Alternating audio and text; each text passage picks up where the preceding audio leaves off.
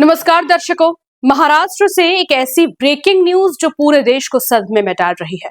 बारामती से आज सुबह 8:45 पर एक भयानक विमान हादसा हो गया, जिसमें महाराष्ट्र के डिप्टी सीएम अजित पवार समेत 5 लोगों की दर्दनाक मौत हो गई। चुनाव प्रचार के लिए बारामती पहुंचे अजित पवार का छोटा विमान लैंडिंग के दौरान अचानक ही क्रैश हो गया। हादसे के बाद विमान में भयंकर आग लग गई। आग की लपटों और धुएं के गुबार ने सब कुछ राख कर दिया। दिल दहला देने वाली यह घटना बारामती एयर स्ट्रिप पर घटी, जहां अजित पवार अपनी पारंपरिक सीट बारामती से जुड़े चुनावी दौरे पर थे।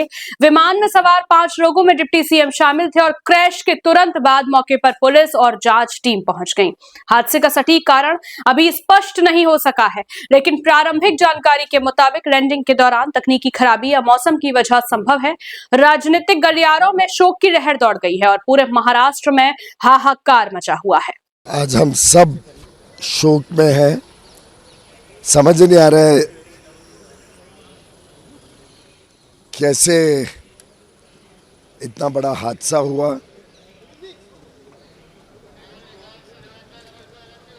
हमारे घनिष्ठ मित्र थे, हमारी सरकार में अहम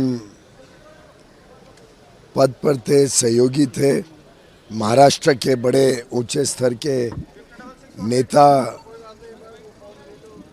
और हम सब के प्रिय अजीत दादा अब नहीं रहे।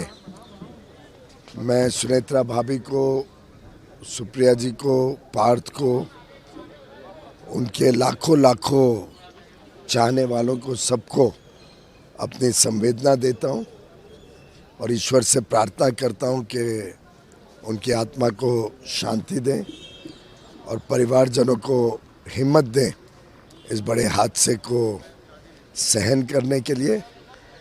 ईश्वर के सामने हम सब झुक जाते हैं, पर ईश्वर ही सभी का ध्यान भी रखता है। मेरी ईश्वर से यही प्रार्थना है कि परिवारजनों को हिम्मत दे और अजीत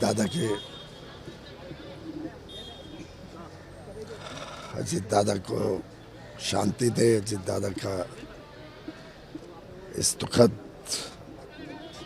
हादसे पे वास्तव में हम सब महाराष्ट्र के सभी लोग शोक में हैं। देखिए, ये अत्यंत ही कष्टदायक समाचार है। मेरे महाराष्ट्र के राज्यपाल रहते हुए अजीत दादा से अनेक बार भेंट हुई, अनेक बार वो मिलने आते थे। वो इतने सॉफ्ट स्पोकन थे और अपने विषयों को तो गहराई में जाते थे। उप मुख्यमंत्री रहते हुए, मंत्री रहते हुए वो सुबह 8 बजे अपने ऑफिस में चले जाते थे और उनको सारे विषयों का, चाहे आर्थिक हो, विकास का काम हो, संगठन का काम हो, अपनी पार्टी में उनका बहुत ऊंचा स्थान था। तो ऐसे एक प्रतिभावान व्यक्ति हमारे बीच से चला गया और मेरे लिए तो पर्सनली मैं बहुत बार वो मुझे मिलते थे, बड़े आदर से। कभी भी उन्होंने मेरे सामने कोई कटु शब्द बोला नहीं, जबकि वहाँ पॉलिटिक्स बहुत चलती थी, है ना। कभी भी उन्होंने बाहर स्टेटमेंट मेरे खिलाफ कभी दिया नहीं। तो एक प्रकार के वो जो गहनता है जो हमारे राजनेताओं में होनी चाहिए, अजीत दादा में वो गहनता थी।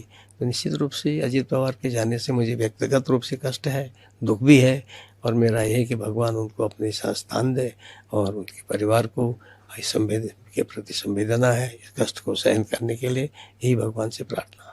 दर्शकों, यह हादसा न सिर्फ महाराष्ट्र की राजनीति को हिला देगा, बल्कि हमें विमानन सुरक्षा पर सवाल भी खड़े कर रहा है। बल्कि हमारे विमान सुरक्षा पर सवाल भी खड़े कर रहा है। हमारी टीम मौके से लगातार अपडेट ला रही है। रॉयल बुलेटिन चैनल पर बने रहिए ऐसी ही हर ब्रेकिंग न्यूज के लिए।